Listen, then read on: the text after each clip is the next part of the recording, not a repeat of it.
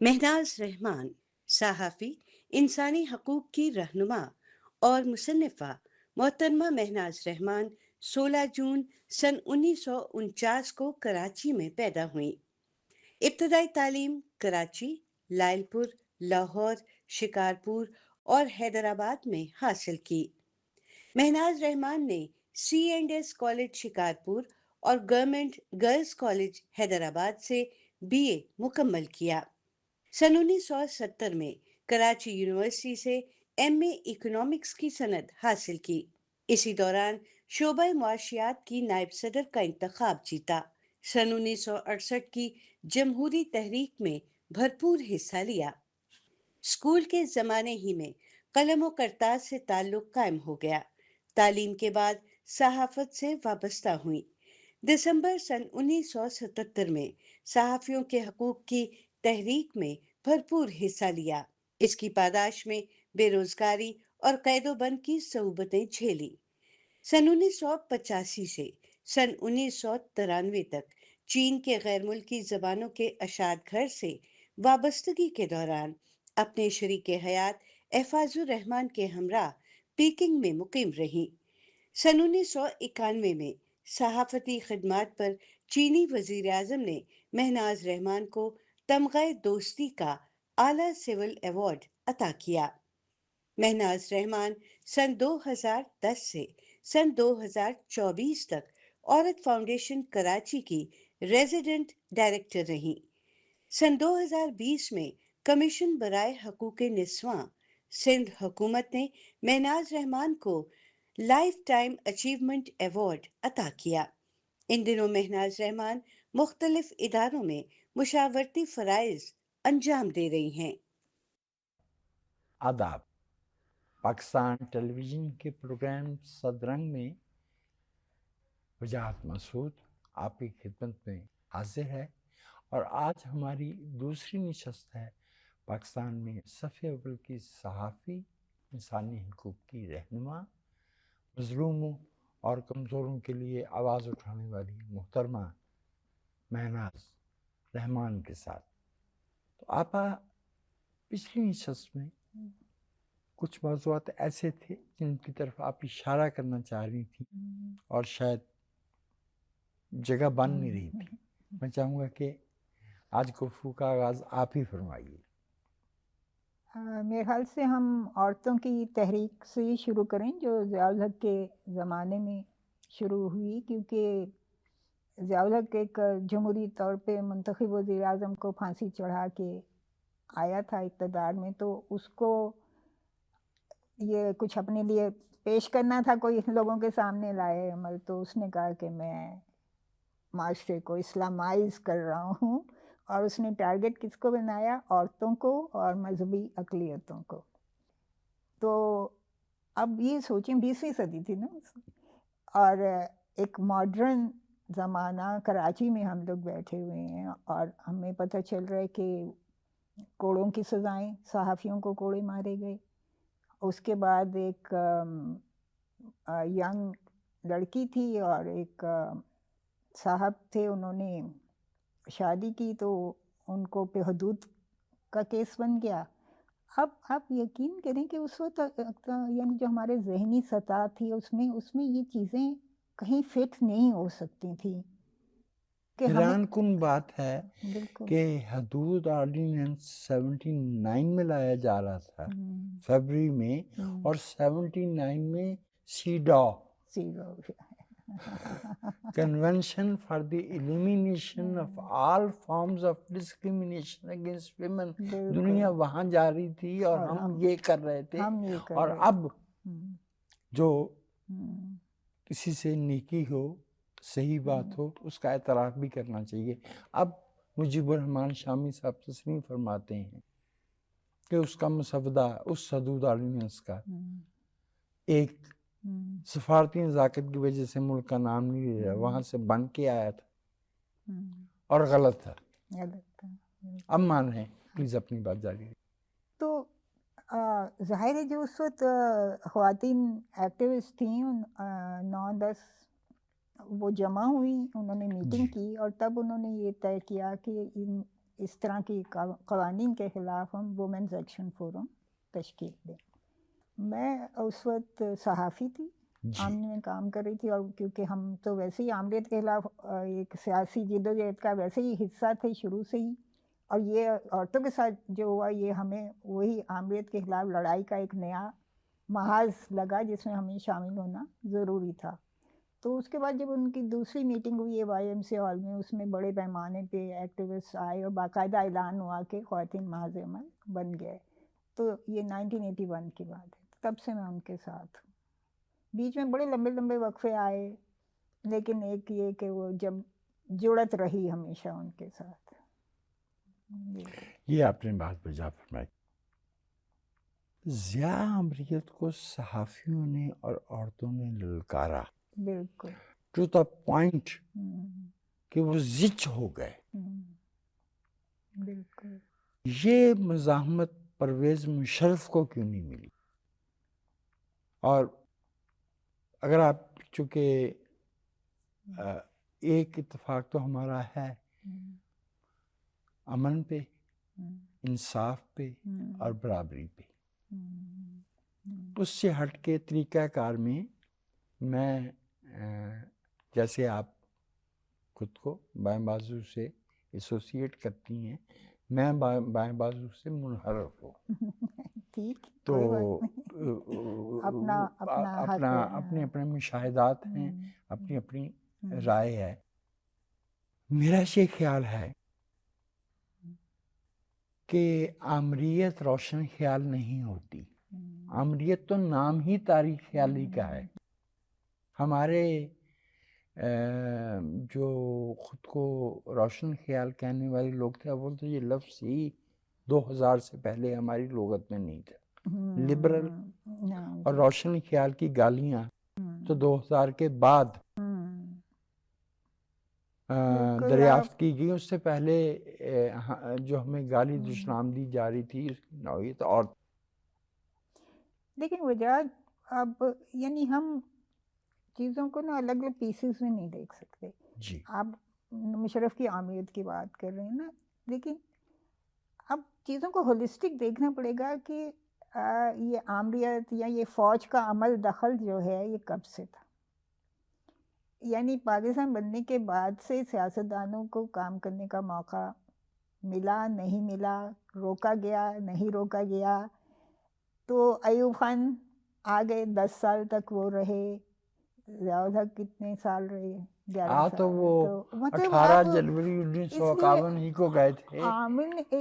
ایک نے آ کے کچھ کر دیا نہیں, یہ ہماری تاریخ میں یہ بن گیا ہے. اور ہم لوگ جو یعنی جمہوریت کے لیے ہمیشہ کھڑے رہے, اور تو اب ہم اسی سٹیج پہ ہیں کہ ہماری سمجھ میں نہیں آتا کہ ہم اس جہاں جڑیں اتنی گہری ہو چکی ہیں دوسری طرف والوں کی, وہاں سے ہم جو جمہوریت کی بات کرتے ہیں یا ہم وہ ہم اس میں سے انہیں کیسے نکالیں, یا ہم کیسے اپنے آپ کو لے کے آگے چلیں, کیونکہ یہ تو معاملہ یہاں بہت بہت گڑبڑ ہو چکا ہے. بہت گڑبڑ ہو چکا ہے. پچھلے 8 برس میں جمہوریت کو پاکستان کے لیے مناسب بندوبست سمجھنے والوں کی تعداد میں 40% کمی واقع ہوئی. تو ہوگی. اب چونکہ آپ جب لفظ لبرلز استعمال کرتی ہیں, یا امپیریلزم یا استعمار یا سرمایہ داری, اس میں ایک خاص کاٹ اور ایک تلخی در آتی ہے, نیچرل ہے, کوئی بری بات نہیں اپنے خیالات پہ قائم ہونا. آپ نے فرمایا ایک جگہ پہ کہ ہمارے لبرلز جن میں سے اکثر نے امریکہ اور انگلینڈ میں تعلیم پائی ہے, کیا وہ کبھی مغرب کی طرف دیکھنا ترک کریں گے؟ کبھی نہیں. یہ کام صرف بائیں بازو والے ہی کر سکتے ہیں. اچھا, میں نام گنوانے شروع کر دیتا طارق علی سے لے کے نگر خان تک, تو کام گڑبڑ ہو جاتی, وہ بات شخصی ہو جاتی. میں بھی آپا ایک سوال کرتا ہوں, ناانصافی کا کوئی ٹھپا نہیں ہوتا، ناانصافی ناانصافی ہی ہوتی ہے. بالکل بالکل ایگریڈ. وہ یہ گرو کرے یا یہ گرو کرے، وہ اسٹالن کرے یا آئزنہاور کرے، وہ چرچل کرے یا کوئی اور کرے. دیکھیں یہ بائیں بازو کے دوست 1953 میں جرمنی، 56 میں ہنگری، 69 میں چیکوسلوواکیہ، سب کچھ ہو رہا تھا. اس سے گلاگ موجود تھے، یوکرین کا قحط موجود تھا. یہ جو ثقافتی انقلاب کے اثرات ہیں وہ تو آپ نے خود دیکھے ہیں. اس سے پہلے جو انسانی تاریخ کا سب سے بڑا قحط 58 سے 62 تک اترا ہے، اس پہ کیوں آواز نہیں اٹھائی جا رہی تھی بائیں بازو کے پرچوں میں، اجتماعات میں اور گفتگو میں؟ کیا بایاں بازو بھی اسی طرح سے یک رخا نہیں ہو رہا تھا جیسے دوسرے؟ دیکھیں غلطیاں سب سے ہوئی ہیں، بہت بڑی بڑی غلطیاں ہوئی ہیں. یعنی میں تو ہمیشہ کہتی ہوں کہ یہ اس کا مطلب ہمیں تجزیہ کرنا چاہیے، ہمیں اس پہ لکھنا چاہیے کہ کہاں کہاں کس کس موقع پہ کس سے کیا غلطی ہوئی. یہ ہمارے ریسرچ کا اور اس کا رواج نہیں. تو دیکھیں کوئی بھی مطلب ہم بائیں بازو سے تو بہت غلطیاں، بہت بے وقوفیاں ہوئی ہیں. یعنی ہم عینی شاہد ہیں. بات یہ ہے کہ دنیا میں ظلم ہو رہا ہے یا نہیں ہو رہا، دنیا میں ناانصافی ہو رہی ہے یا نہیں ہو رہی، آپ کس کے ساتھ ہیں؟ دیکھیے میرا تو سیدھا سا فلسفہ، میں آپ نے جہاں سے بات شروع کی میں وہاں سے نہیں، میں تو حضرت آدم سے شروع کروں گی بات. دیکھیے خیر اور شر کی جنگ جو ہے نا وہ ہمیشہ ہے، ہمیشہ سے رہی ہے. ظالم اور مظلوم ہمیشہ سے رہیں. اب میں تو حضرت دادا گنج بخش کے یہ قول ہر ایک کو بتاتی ہوں کہ جب ان کے مرشد کا انتقال ہو رہا تھا اور وہ بہت دکھ میں ان کے پاس بیٹھے ہوئے تھے، تو آپ کو پتہ ہے ان کے مرشد نے آخری بات ان سے کیا کہی تھی؟ فرمائیے. انہوں نے یہی کہا تھا، دیکھو دنیا میں خیر اور شر کی طرف والے لوگ ہمیشہ رہیں گے، اور اب تمہارا کام یہ کہ تم اپنے جیسے جو خیر کی طرف لوگ ہیں، جو نیک لوگ ہیں، جو اچھے لوگ ہیں، مطلب ان کی ورڈنگ کچھ اور تھی، میں اس کا مفہوم آپ کو بتا رہی ہوں. تو ان کا میسج یہ تھا کہ اپنے جیسے لوگوں کو ڈھونڈو اور ان کے ساتھ جوڑو. اب میں یہ نہیں کہہ سکتی میں ساری دنیا کو اچھا بنا لوں گی یا میرے میں کوئی خامی نہیں. ہمیں اپنی خامیاں بھی دیکھنی چاہیے، اور اگر ہم سمجھتے ہیں کہ ہم صحیح راستے پہ چل رہے ہیں تو پھر ہمیں ان لوگوں کو ڈھونڈنا چاہیے جو ہماری طرح غریبوں کے لیے کچھ کرنا چاہتے ہیں، معاشرے میں انصاف چاہتے ہیں، ظالموں سے لڑنا چاہتے ہیں. تو ان لوگوں کو ڈھونڈے. اور وہ لوگ پھر دیکھیے وہاں سے میں نے کہا میں آدم سے شروع ہوئی، میں کربلا تک آؤں گی. یہ تو کربلا ہم تو وہ ہمارے لیے وہ استعارہ ہے، کربلا ہمارے لیے استعارہ ہے. اب دیکھیے رواداری کا تبادلہ دیکھیے کہ آپ نے دادا گنج بخش کا حوالہ دیا، تو میرا بھی دل چاہا کہ میں میکسم گورکی کا حوالہ دے دوں. ضرور. Which side of the divide do you stand, oh masters of culture? تو یہ جو تاریخ میں کسی خاص نقطے پہ صحیح دریا کے کنارے کا انتخاب ہے، آپ کس کا یہی انتخاب کرتے اہمیت رکھتا ہے. بالکل. ایک ذاتی سوال، آپ نے اپنے مشاہدے میں، طویل مشاہدے میں، محبتوں کے اتار چڑھاؤ، ٹوٹنا پھوٹنا، بڑھنا بگڑنا بہت دیکھ رکھا. آپ یہ جو محبت کا بلا فصل بغیر کسی رکھنے کے استوار رہنا اور دائمی پائیداری، یہ فطری ہے یا مین میڈ ارینجمنٹ ہے؟ کیونکہ مور آفن دین ناٹ زیادہ حالات میں تو یہ ریئلائز نہیں ہوتا. اب پتہ نہیں آپ کیسے لے رہے ہیں محبت کو یا کچھ. اب یہ دیکھیں اس پہ بھی ڈیپینڈ کرتے ہیں نا کہ اب آپ جب نوجوان ہیں تو وہ تو آپ کے ہارمونز کیسے کام کر رہے ہیں اور آپ کے بایولوجیکل نیڈز کیا. ایک تو محبت وہ ہوتی ہے نا جو شاعری زیادہ تر اسی پہ ہو رہی ہے، افسانے بھی اسی پہ ہو رہے ہیں. اور مقبولیت بھی اس پہ مل ہاں رہی ہے۔ مقبولیت بھی اسی کو مل رہی ہے، لیکن ایک محبت ہوتی نظریاتی، آپ اپنے نظریات سے محبت کرتے ہیں جی، اور ان نظریات میں صرف بائیں بازو نہیں، اس میں صوفیزم بھی آ جاتا ہے، اس میں خالق سے محبت بھی آ جاتی ہے۔ اگر آپ اس سے دوستی کر لیں نا تو آپ کو بہت سی چیزوں کے جواب مل جاتے ہیں۔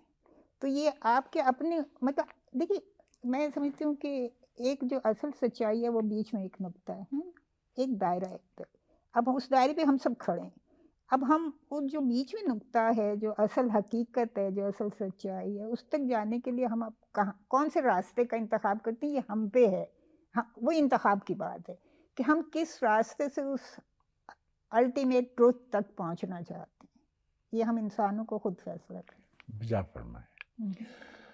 آپ نے جہاں جہاں پاکستان کی اقتصادی لبرلائزیشن کی اصطلاح استعمال کی، بھلے اس کو آپ نے واوین میں تو نہیں رکھا، لیکن کاٹ محسوس ہوتی تھی کہ آپ کی ناپسندیدگی ہے، تو آپ سوال کرتے ہیں معیشتاً کہ 50 کی دہائی کے ابتدائی برسوں میں وہی میکارتھیزم، جان فاسٹر ڈلس، بہت تو ہم نے اس مدد کو جو ہمیں مل رہی تھی استعمال کرتے ہوئے غلط ترجیحات کا انتخاب کیا، زرعی اصلاحات نہیں کی، عوام کو تعلیم نہیں دی، اپنے اندر جو ہے وہ مضبوط، مستحکم، شفاف سیاسی رویوں کو نہیں آنے دیا۔ یہ آپ سب جو کہہ رہے ہیں آپ صحیح کہہ رہے ہیں، اور اس میں دیکھیں، اس میں جواب جو یہ جن ملکوں کے آپ نے نام لیے، تو اس میں کیا ہم یہی کہتے ہیں نا کہ کوریا نے ہمارا 5 سالہ منصوبے اور وہ لیے تھے، ہاں یہ ہم کہتے ہیں نا، جی، کس نے؟ ڈاکٹر محبوب الحق نے بنائے تھے نا۔ جی جی، ڈاکٹر محبوب الحق ہی نے کہا کہ 22-23 خاندانوں کا قبضہ ہے پاکستان پہ، تو یہ اچھا دیکھیں، ہم یہ جو آپ پوچھ رہے ہیں کہ کیوں نہیں ہوا، ہم کیوں نہیں ساؤتھ کوریا کی طرح ترقی کی یا ہم نے باقی ملکوں کی طرح، تو ہمارے ہاں یہی یہ جو 22-23 کا قبضہ تھا نا، جسے اب آپ ایلیٹ کیپچر بھی کہتے ہیں آج کل کے بچے نئی زبان میں، تو ہم نے تو وہی 22 خاندان سے شروع کیا تھا، تو وہ ہمیں تو لگتا ہے کہ خرابی کی جڑ وہی تھی۔ ایک تو یہ کہ وہ ان کا یعنی ایک سرمایہ دار محدود طبقہ جو پورے پاکستان کو کنٹرول کر رہا تھا، اور دوسرے بیڈ گورننس، کیونکہ جو حکومت میں لوگ تھے وہ بھی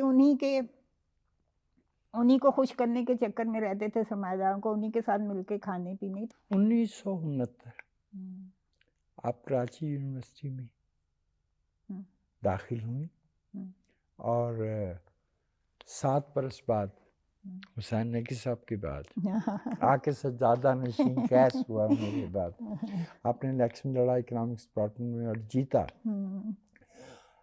آپ نے ایک جملہ کہا تھا کہ تدریسی عملہ بیشتر رجت پسند تھا۔ بیشتر کیا تھا؟ رجت پسند، جی قدامت جی پسند ہاں، تھا۔ کراچی یونیورسٹی میں چھائے ہوئے تھے ایک تو جماعتیے، اور پھر وہی لوگ انہی کو جابس وہاں مل جاتی تھیں، تو جو فیکلٹی تھی وہ بھی ساری پرو جماعتی تھی۔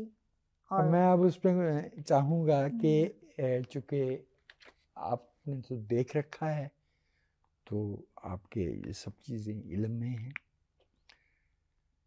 اشتیاق حسین قریشی پوسٹل وہ جو ٹکٹ ہوتے ہیں ان پہ چھپنے کے قابل نہیں، is one of the national criminals. یہ وہ شخص ہے جس نے یہ قانون منظور کروایا کہ ایک شخص قانون ساز ادارے کا رکن رہتے ہوئے بھی سرکاری ملازم ہو سکتا ہے۔ اچھا، یہ مجھے نہیں پتا۔ اچھا، یہ کب کرایا؟ جب وہ 1948 میں۔ او اچھا، آپ جب کی بات کر رہے ہیں؟ اچھا اچھا، نہیں یہ مجھے نہیں پتا، میرے علم میں جب یہ دلی سے آئے تھے، یہ جو جس زمانے میں آپ بات فرما رہی ہیں نا، تب تو ایوب ان کو وزیر وغیرہ بنانے کے وہ بعد وائس چانسلر تھے جب۔ وائس چانسلر بنایا تھا، اور یہ سارا کچھ کر رہے تھے۔ یہ سارا ہیزرڈ نہیں ہو رہا تھا، جیسے آپ نے کہا تھا کہ یہ ہولسٹک تھا۔ ویسے میں آپ سے عرض کروں، آپ جس منطقے میں ہمارا ملک بنا، یہ روایتی طور پہ ہے ہی قدامت پسند، اس کی اکثریت قدامت پسند ہے۔ ہاں، ان میں اچھی خوبیاں، رواداری کی، کچھ محبت کی، کچھ مہمان نوازی کی، کچھ دوسرے کے احترام کی، وہ ہیں، لیکن سیاسی شعور اگر ہے تو پھر میں آپ ہی کا ایک جملہ دہراؤں گا۔ ہم کہتے ہیں کہ ہمارے بزرگوں نے انگریز سے آزادی کے لیے تحریک آزادی چلائی، اگر 30 اور 40 کی دہائی میں ہمارے میں اتنا سیاسی شعور تھا کہ ہم ایک غیر ملکی قابض حکومت کے خلاف تحریک چلا رہے تھے، صاحب یہ کیسا سیاسی شعور تھا جو 10 سال میں تحلیل ہو گیا؟ یعنی کچھ سال پہلے اگر آپ نے یہ باتیں کہی ہوتی تو میرا روایتی جواب یہی ہوتا کہ دیکھیں انڈیا میں ہمیشہ جمہوریت رہی، وہاں کبھی مارشل اللہ نہیں آیا، لیکن اب ہم وہ بھی نہیں کہہ سکتے کیونکہ وہاں مودی آ گئے ہیں، اور وہ تو بالکل ہی، وہ تو یعنی گیا گزرا، لٹیائی ڈبو دی۔ تو میں تو اب وہ بھی نہیں کہہ سکتی۔ سرمایہ نے جمہوریت کو یرغمالی بنا لیا ہے، اور آپا یہ آج کی دنیا میں بہت بڑا سوال ہے۔ دیکھیے، ہم جمہوریت کے مقابلے میں آمریت کی حمایت نہیں کر سکتے، لیکن ہم جمہوریت کو چند سرمایہ دار ہاتھوں میں مرتکز ہوتے ہوئے، اغوا ہوتے ہوئے بھی تو نہیں دیکھ سکتے۔ وہ تو دیکھ رہے ہیں نا، ہو گئی ہے۔ آپ یہ مجھے بتائیں، آپ یا میں الیکشن لڑ سکتے ہیں؟ آپ تو لڑی بھی تھیں اور جیتی بھی تھی۔ نہیں، یہ وعدے الیکشن قومی اسمبلیوں، صوبائی اسمبلیوں کی، مطلب کروڑوں روپیہ چاہیے نا، آپ کے پاس ہے یا میرے پاس ہے؟ نہیں ہے نا۔ کچھ وہ ہے، جمہوریت کو جو نقصان پہنچا ہے، کچھ وہ نقصان پہنچا ہے۔ دیکھیے، اس میں ایک تو 85 کا انتخاب مائل سٹون تھا، جس نے ہمارے ملک کے انتخابی عمل سے سیاسی شعور نکال کے ذات، برادری، فرقہ، پیسہ ڈال دیا۔ کہ ابھی نہ مرد نہ عورتیں جو مڈل کلاس کے ہیں وہ ابھی اس پروسیس میں آ ہی نہیں سکتے، کیونکہ یہ پروسیس اتنا مہنگا ہو گیا ہے کہ یہ صرف اور صرف سرمایہ داروں، جاگیرداروں، ایلیٹ کا رہ گیا ہے۔ آپ کا میرا ہے ہی نہیں یہ پروسیس۔ لیکن آپ کو معلوم ہے کہ جب آپ لکھتے تھے تو آپ کے قلم میں اور آپ کے لفظ میں اور آپ کے جملے میں ایک طاقت ہوتی تھی، جس پہ ایڈیٹر لال نشان لگاتا تھا، تو اس کا مطلب یہی ہوتا تھا نا کہ یہاں کچھ ایسا کہا گیا ہے جو کسی کو ناگوار گزرے گا۔ وہ قصہ ختم ہوا، ہمیں آگے چلنا ہے، ابھی سوال رہتے ہیں لیکن وقفہ۔ ناظرین، صدرنگ میں ہم گفتگو کر رہے ہیں پاکستان کی ممتاز صحافی، انسانی حقوق کی رہنما محترمہ مہناز رحمان سے۔ ایک وقفے کے بعد دوبارہ آپ کی خدمت میں حاضر ہوتے ہیں۔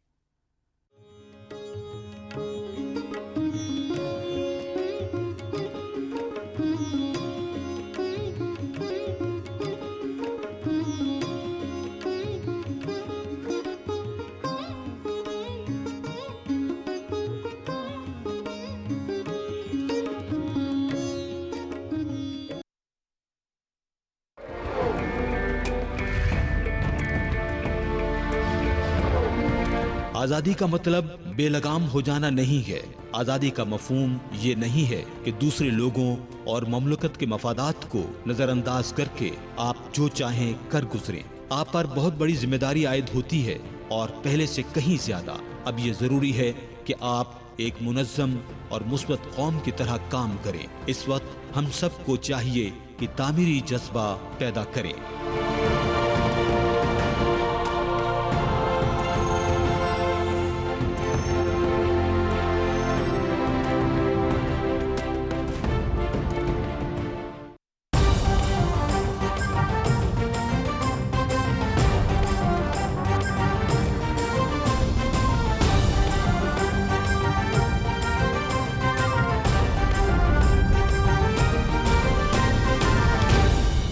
درست، ہر وقت، بر وقت۔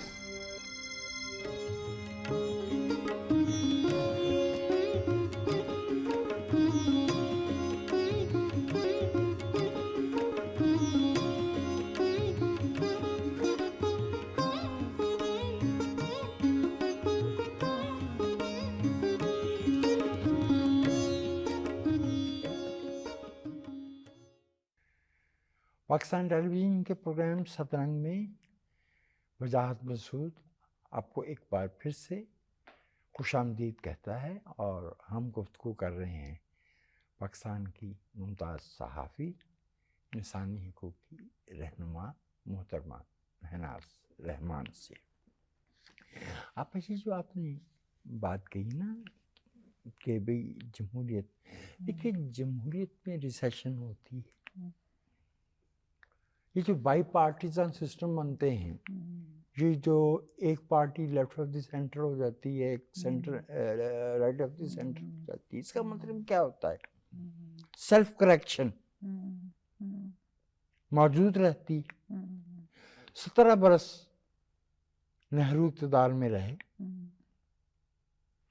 اور کوئی میرے خیال میں کوئی 27-28 برس نہرو خاندان حکومت کرتا رہا، لیکن وہ 19 مہینے کی ایمرجنسی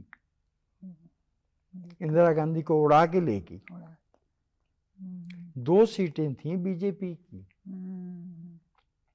لیکن اگر کانگریس جو ہے وہ ایک خاندانی پارٹی بننا چاہے گی، یا وہ عوام کی توقعات کو پورا نہیں اترے گی، نفرت کی سیاست تو ایسے ہی پھیلتی ہے نا۔ اب ہاں بالکل، یہ ایمرجنسی آپ نے کہا تو مجھے ایک مزے کی بات یاد، جو آپ یعنی آپ پاکستانی صحافیوں کو خوش کرنے کے لیے پی ایف جی والی نا، مجھے یاد ہے انہوں نے انڈیا میں جب یہ اندرا گاندھی نے ایمرجنسی لگائی تو انڈیا کے صحافیوں نے کہا تھا کہ اگر انڈیا میں پاکستان کی پی ایف یو جی جیسی کوئی تنظیم ہوتی تو اندرا گاندھی کبھی ایمرجنسی نہیں لگا سکتی تھی۔ میں سمجھتی ہوں یہ پاکستانی صحافیوں کے لیے ایک بہت اعزاز کی بات ہے کہ ریکگنائز کیا جی۔ آج بھی ویسے آپا ہمارا جو میڈیا ہے اپنی تمام تر کمزوریوں کے ساتھ، ہم اپنی حکومت اور ریاست کی پالیسیوں سے اختلاف کرتے ہیں جہاں تک کرنا ممکن ہوتا ہے۔ بھارتی میڈیا کا، اور مجھے یہ بات کہتے ہوئے خوشی نہیں ہو رہی، رویہ عام طور پہ پرو اسٹیٹ، جسے وہ پرو یونین کہتے ہیں اور پرو گورنمنٹ کہتے ہیں، یہ گودی میڈیا والا اصطلاح تو اب استعمال ہونا شروع ہوئی، یہ پرانی چل رہی ہے۔ وہی 2-4 لوگ ہوتے تھے مخالفت کرنے والے۔ ایک بہت ہی مشکل سوال ذاتی حوالے سے آپ سے،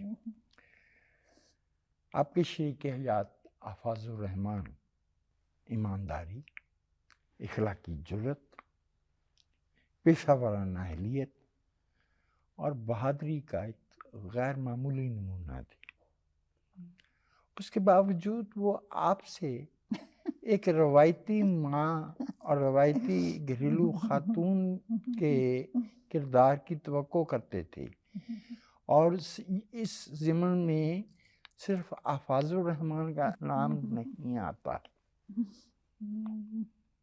کیسے دیکھتے ہیں آپ اس کو؟ میں ظاہر ہے شروع میں مجھے بہت تکلیف بھی ہوئی، غصہ بھی آیا۔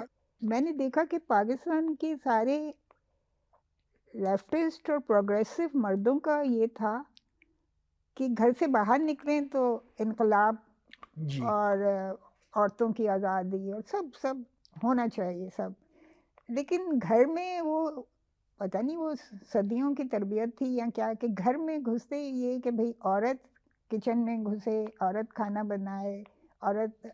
میری دوست لالی یہی کہا کرتی تھی کہ جیسے جب وہ بھی کام کرتی تھی، وہ صحافی تھی وہ بھی، اور ان کے ہسبینڈ تو خیر ماشاء اللہ اس وقت پاکستان کے ٹاپ کے صحافی ہیں، تو وہ یہی کہتی تھی کہ جس دن کام والی نہیں آتی تو مجھے دفتر سے چھٹی کرنی پڑتی ہے، ہاں میرا شوہر کبھی نہیں کرے گا. تو یہ ہمارے یہاں پھر پدر سری کی بات آ جاتی نا، وہ کیونکہ ابھی تک ہم لیفٹ کی بات کر رہے ہیں، لیکن لیفٹ کے ساتھ پیٹریارکی کی بات کرنا بھی ضروری ہے کہ جو پدر سری معاشرہ تو یہ نا کہ مردوں کو یہی سکھایا جاتا ہے، اب چاہے وہ باہر نظریاتی طور پہ کتنی قربانیاں دے رہے ہوں، کتنی جد و جہد، ہم ان پہ کوئی مطلب وہ نہیں حرف زنی نہیں کر سکتے، بالکل وہ سچے ایمانداری سے کر رہے ہوتے ہیں باہر، لیکن گھر میں ان کا یہی ہوتا ہے کہ یہ جو کچن سنبھالنا ہے یہ بیوی کا کام ہے، بچے پالنا بیوی کا کام ہے، بچے بیمار ہو جائیں تو چھٹی بھی دفتر سے بیوی ہی کرے اگر وہ ورکنگ وومن ہے. تو اب آپ یہ دیکھیں یہ جو عورت مارچ کی بات ہوتی ہے وہ ہم نے ایک نعرے کا ذکر کیا، لیکن پہلے والے مارچ میں شاید یہ بھی نعرہ تھا کہ اپنا کھانا خود گرم کرو، جو بچے نے لگا.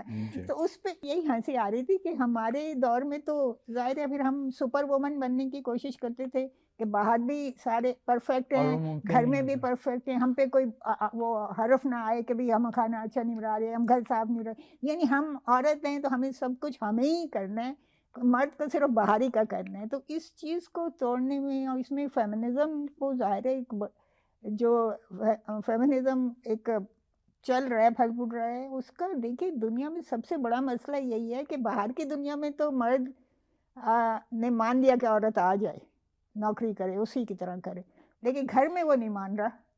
گھر میں گھر کے کام میں وہ حصہ گھر کے کاموں میں اب بہت کم لوگ ہیں جو لیتے ہیں، اور جو لیتے بہت اچھی بات ہے کہ لیتے ہیں. آپ چین میں ہم نے دیکھا تھا کہ وہ میاں بیوی دونوں کام کرتے تھے، تو جو اگر میاں پہلے آ گیا گھر میں تو کھانا بناتا تھا. لیکن ہمارا معاشرہ ذرا مختلف قسم کا نا، یہاں یہ بات ایکسیپٹ کرنے میں، مطلب ہوٹلوں میں آپ کھانا بنا دیں گے، شیف بن جائیں گے، لیکن گھر میں کھانا نہیں. ایک اور سوال، اچھا چونکہ حفاظ الرحمان اب ہماری تاریخ کا حصہ ہیں، and one hopes that due respect and credit will be conferred upon ہم. جب ہسٹری اپنا فیصلہ دے گی تو کچھ تنقیدی نکات بھی ہوتے ہیں. حفاظ الرحمان 69 میں چین دیکھ آئے تھے، اور اول تو یہ کہ ذہنی شعور کی جس سطح پہ حفاظ تھے انہیں تو 58 سے 62 والے قحط کا بھی علم ہونا چاہیے تھا، سمجھ گئے ٹھیک سے. آپ کو نہیں بتاتے تھے کہ انہوں نے کیا دیکھا؟ مجھ کو نہیں، ساری لیفٹ کو نہیں بتاتے تھے.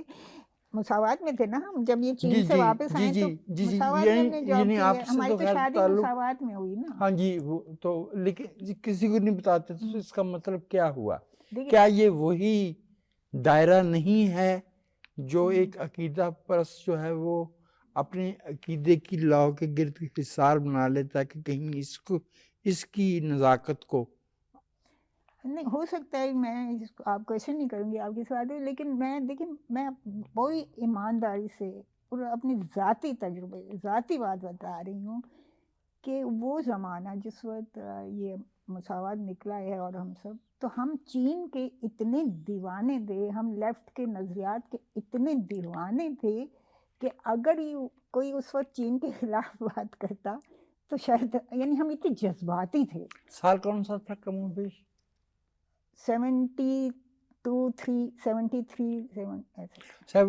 فروری 72 میں تو نکسن پیکنگ ہو آئے تھے. ہاں تو وہ تو اچھا سمجھا مطلب اس وقت تو یہ چین کی کامیابی سمجھی جا رہی تھی نا. اچھا، اور یہ فرمائیے کہ اگر روسی ریویژنسٹ تھے اکارڈنگ ٹو چائنیز، تو جو 78 سے آنورڈ چائنیز نے کیا،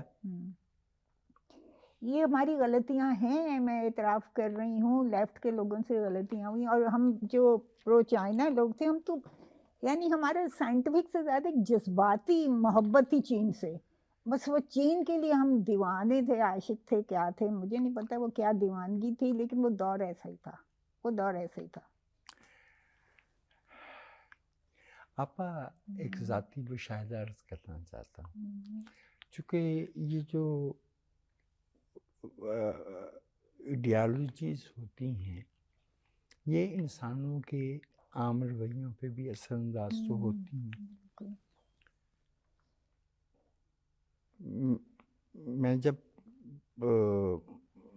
دروازہ کھول کے بھاگا تو زیادہ عمر کا نہیں تھا, لیکن تب تک میں ایک بات محسوس کر چکا تھا کہ بائیں بازو کے رہنماؤں میں ان کے اپنے اپنے قد کی مناسبت سے ایک تحکمانہ انداز پایا جاتا تھا, یعنی کھلے مکالمے کی بجائے فیصلہ سنانے کا, اخفا کا, کیونکہ اتھارٹیرینزم میں اخفا بھی تو شامل ہوتا ہے. کیا آپ کو بھی ایسا محسوس ہوا؟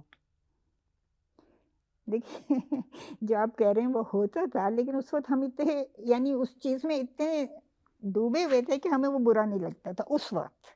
اس میں میں سمجھے ہماری نااہلی تھی اس طرح سے کہ ہم اتنا پڑھے لکھے نہیں تھے, یعنی ہم نے اتنا پڑھا نہیں تھا شاید کہ ہم خود سمجھ سکتے ان ساری باتوں. مطلب اب آپ کہہ رہے ہیں تو میں آپ سے ناراض نہیں ہو رہی, میں ایکسیپٹ کر رہی ہوں, لیکن وہ زمانہ جو تھا نا ایک جذباتی پن کا زمانہ, اور وہ جذبات زیادہ تھے اور تعلیم کم تھی. بس یہ تھا کسی طرح ہمارے یہاں بھی چین جیسا نظام آ جائے, ہمارے یہاں بھی یہ ہو جائے وہ ہو جائے, اس طرح کا ایک جذباتی پن تھا. تو اس میں یہ ہوتا تھا کہ اگر اوپر سے لائن وہ جو کہتے تھے نا پارٹی لائن آ گئی تو اگر وہ لائن آتی تھی تو اس وقت ہمیں برا نہیں لگتا تھا, کیونکہ ہمیں لگتا تھا کہ یہ وہی کرنا چاہ رہے ہیں جو کہ ہم چاہ رہے ہیں. آپ بالکل درست کہہ رہے ہیں, اور اب ہم مانتے ہیں اس بات کو کہ وہ ہمارا ایک یعنی ہمیں ظاہر ایک تنقیدی سوچ رکھنی چاہیے تھی, لیکن وہ اس وقت بس وہ تھا بس کسی طرح انقلاب لے آئیں پاکستان میں, مزدوروں کا انقلاب آ جائے, کسانوں کا انقلاب آ جائے, عورتوں کو آزادی مل جائے. عورتوں کا بھی ہم نہیں سوچتے تھے, بعد میں سوچتے تھے, سب سے پہلے ہم مزدور اور کسان کا سوچتے تھے. فیمنزم میں اور طبقاتی جدوجہد میں بھی ایک تضاد سمجھا جاتا ہے. بالکل وہی ہم اس وقت عورتوں کا نہیں سوچتے, ہم تو لیفٹسٹ پروگریسو تھے, فیمنزم میں تو ہم بعد میں آئے. گالیاں ادھر بھی تھی, گالیاں ادھر بھی تھی. اچھا ابا ایک بات, ہمیں کچھ لوگ بار بار یہ بتاتے ہیں کہ جو مشرق کا جوائنٹ فیملی سسٹم ہے کہ بہت اچھا ہے, اور بھائی مغرب میں تو سب رشتے ٹوٹ گئے اور سب ختم ہو گیا. آپ کے اور میرے یا کم از کم میں اپنے بارے میں ضرور کہہ سکتا ہوں کہ جو میں نے دیکھا ہے, میرا یہ خیال ہے کہ ایک خاتون اور ایک مرد کا جو دو مختلف انسان ہیں ان کا ایک چھت کے نیچے رہنا اور اپنی عادات میں سمجھوتا کرنا, اپنی ضروریات میں, مطالبات میں, جذباتی میں, معاشی میں, بڑا مشکل کام ہے. جوائنٹ فیملی سسٹم میں تو میں رائے دے رہا ہوں, معذرت چاہتا ہوں, مجھے لگتا ہے کہ یہ رشتہ ڈومڈ ہے, آلموسٹ انویریبلی جو ہے. اس میں کوئی ایک آدھ فرد گھر کا اچھا ہو سکتا ہے, لیکن جو پورا سسٹم ہے وہ پروگرامڈ ہے کہ ایک خاتون اور ایک مرد کا رشتہ جو ہے وہ کامیاب نہ ہو پائے. اب اصل میں ان چیزوں کے اتنا ٹائم چاہیے, میں مطلب اس وقت ایکسپلین نہیں کر سکتی, کیونکہ میں نے اس پہ لکھا بھی بہت ہے جوائنٹ فیملی سسٹم پہ بھی اور سارے اس پہ, لیکن میں کہتی ہوں چلیے اسے چھوڑ دیں. آپ 1 یونٹ فیملی کو بھی چھوڑ دیں, آپ جوائنٹ فیملی سسٹم کو بھی چھوڑ دیں. جو اب میں چاہتی ہوں, جو اب میں جس نتیجے پہنچی ہوں وہ ہے کمیون ٹائپ چیز. دیکھیں ہر گھر میں کھانا کیوں بنے, ہر گھر میں عورت کھانا کیوں بنائے, کیوں بنائے, اسی محلے میں ایک جگہ آپ جو لوگ دلچسپی رکھتے ہیں کھانا بنانے میں، اس سے پیسے کمانا چاہتے ہیں، وہ بنائیں، پورا محلہ ان سے خرید کے کھائے. ہر گھر میں کپڑے کیوں دھلیں؟ ایک لانڈری بنا لیں ایک محلے میں، وہاں دھلے، وہاں سے ہم سب. کیونکہ دیکھیے جو اگر میں عورت کی بات کروں، جو میرا ٹائم کھانا بنانے، کپڑے دھونے، جھاڑو پوچھا کرنے اور اس سب میں جاتا ہے، اگر وہ میرا ٹائم اور میری انرجی بچے تو آپ کے خیال میں میں کیا کر رہا ہوں؟ اب اس میں بھی دو ہیں، ایلیٹ کی عورتیں تو وہ تو اپنی کٹی پارٹی کر رہی ہوں گی نا، لیکن اگر میری جیسے عورتوں کو ٹائم ملے گا تو ہم تو معاشرے کی بھلائی اور بہبودی کے لیے کچھ کریں گے نا. تو میں تو اب چھوڑ دیں فیملی سسٹمز کو، آپ کمیون سے آ جائیں، کمیون ہمارے بنائیں. بہت اچھی بہن ہیں نیلما احمد بشیر، انہوں نے ایک دفعہ بالکل یہی بات کہی تھی جو آپ فرما رہی ہیں کہ بھائی امیر والوں کو تو فرق نہیں پڑتا، 20 ملازم ہیں، جسے لکھنا بھی ہے، جسے نوکری بھی کرنا ہے، جسے ٹریول بھی کرنا ہے، بس بیماروں کو بھی دیکھنا ہے، پورے خاندان کو بھی دیکھنا ہے. آپ کے زمانے میں صحافی مزاحمت کو احترام کا درجہ دیتا تھا اپنے لیے. آج کے صحافی میں احترام کی جگہ پہ کچھ اور آ گیا ہے. اب وہی ہے کہ معاشرے میں مطلب ایک لالچ، ایک گریڈ اور ایک سٹیٹس والی دوڑ جو آپ کہہ رہے ہیں، وہ اتنی لوگوں پہ آ گئی ہے کہ وہ مطلب کسی میں قناعت نہیں رہی، کسی میں یہ نہیں رہا کہ میں ایمانداری سے گزارا کر لوں، بس ایک دوسرے سے کمپٹیشن ہے، ہر کوئی چاہتا ہے کہ میں بس راتوں رات امیر ہو جاؤں. تو راتوں رات امیر ایمانداری سے تو ہو نہیں سکتے. تو پھر جو وہی ہو رہا ہے جو پاکستان میں ہو رہا ہے. آپا مجھے فخر ہے کہ میں بھی آرٹ فاؤنڈیشن میں ملازم رہا ہوں، and out of conviction as well, not for a job. ایک طویل عرصہ ہمارے بائیں بازو کے دوست یہ الزام لگاتے رہے کہ ان این جی اوز نے انقلاب کا راستہ روک دیا ہے. جنہوں نے انقلاب لانا تھا انہوں نے نوکریاں دے دیں. دیکھیے اس وقت کے حالات دیکھیں نا، مطلب ضیاء الحق نے سیاست کو بالکل ایک وہ بنا دیا تھا نا، شجر ممنوع قسم کی چیز. تو جو لوگ معاشرے میں تبدیلی لانا چاہتے تھے، نگار جیسے لوگ، شہلا جیسے لوگ، اور دوسرے فریدہ ہیں، خاور ممتاز تھیں، اسما جہانگیر، انیس ہارون ہیں، تو ان لوگوں کے سامنے پھر اور کوئی راستہ نہیں تھا. انہوں نے سوچا کہ کچھ معاشرے میں تبدیلی لانے کے لیے اب این جی اوز کے تھرو لے آئیں. آئی رحمان تھے، عزیز صدیقی صاحب تھے، سلیم آسمی صاحب بیٹھے تھے، یہ سارے بڑے بڑے نام. تو یہ کیوں آئے؟ اس لیے کہ وہ آمریت نے آپ کے سامنے سارے راستے بند کر دیے تھے. تو آپ کو یہ ایک راستہ نظر آیا کہ چلو اس میں لوگوں کا کچھ بھلا ہو جائے گا، لوگوں کے لیے کچھ ہم کر سکیں گے. اچھا، تو یہی سوچ کے ایک نیک نیتی سے آئے نا. اور جیسے پھر میں بھی آئی عورت فاؤنڈیشن میں، جب ہم چین سے واپس آئے تو صحافت کے حالات ایسے ہو چکے تھے کہ میں صحافت میں واپس نہیں گئی، میں عورت فاؤنڈیشن میں آئی. میں سمجھتی ہوں کہ اس وقت جو مجھے ایک وہ سوویت یونین کے ٹوٹنے کے بعد جو ایک ڈپریشن اور وہ سب تھا، تو وہ عورت فاؤنڈیشن کا جو تھا ایجوکیشن، پولیٹیکل ایجوکیشن پروگرام، اس سے مجھے بہت مدد ملی، بہت چیزیں سمجھ آئیں، بہت چیزیں سمجھ آئیں. علاوہ اس کی رہنمائی کیے 15 برس کی ہے، اور آپ ہی کی طرح بہت سے دوسرے لوگوں نے کیا. مجھے سول سوسائٹی سے دیکھیے، ریاست نے تو اس کو ختم کرنا تھا، ریاست کو تو وہ چبھ رہی تھی. مجھے سول سوسائٹی سے ایک ہی گلہ ہے کہ 12 اکتوبر 1999 کو آپ کا سیاسی شعور کہاں گیا تھا. چونکہ میں نے کچھ لوگوں کو لاہور کے مین بولیوارڈ گلبرگ پہ بھنگڑا ڈالتے دیکھا، ان لوگوں کو جن سے ہمیں یہ توقع نہیں تھی. تو آپا غلطیاں سب سے غلطیاں، پرفیکٹ کوئی نہیں ہے، پرفیکٹ کوئی نہیں ہے، اور ہمیں سیکھنا چاہیے اپنے عوام کا معیار زندگی بہتر بنانے کی. بس سارا دیکھیے ہمیں مطلب ہماری زندگی کا مقصد یہی ہونا چاہیے کہ ہم اپنے غریب عوام کے لیے کچھ کریں، انصاف، مظلوموں کے لیے کچھ زیادہ کریں. انصاف، اتنا مطلب جو دھکے کھاتے ہیں زیادہ عدالتوں میں، جن کو کھانے کو ایک وقت ہے دوسرے وقت نہیں ہے، ان کے بارے میں سوچنا چاہیے نا، باقی باتوں کی تو کوئی اہمیت نہیں. اپا پاکستان ٹیلی ویژن کی طرف سے، صدرنگ کی ٹیم کی طرف سے، خاص طور پہ پروڈیوسر محترمہ اقصیٰ تصور کی طرف سے، اور میں ذاتی طور پہ آپ کا بےحد ممنون ہوں.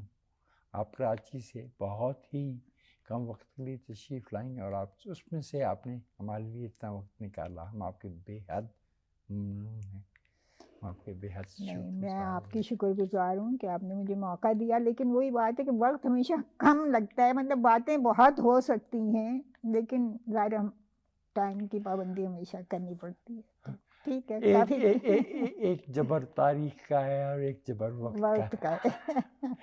ناظرین، یہ تھی ہماری دوسری نشست، پاکستان میں انسانی حقوق کی صف اول کی رہنما، عورتوں کے حقوق کی رہنما، اعلیٰ درجے کی صحافی، ٹریڈ یونینسٹ محترمہ مہناز رحمان کے ساتھ.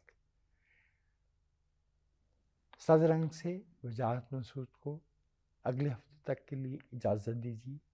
آئندہ ہفتے ایسی ہی کسی شخصیت کے ساتھ مکالمے کا شرف حاصل کریں گے. تب تک کے لیے آداب.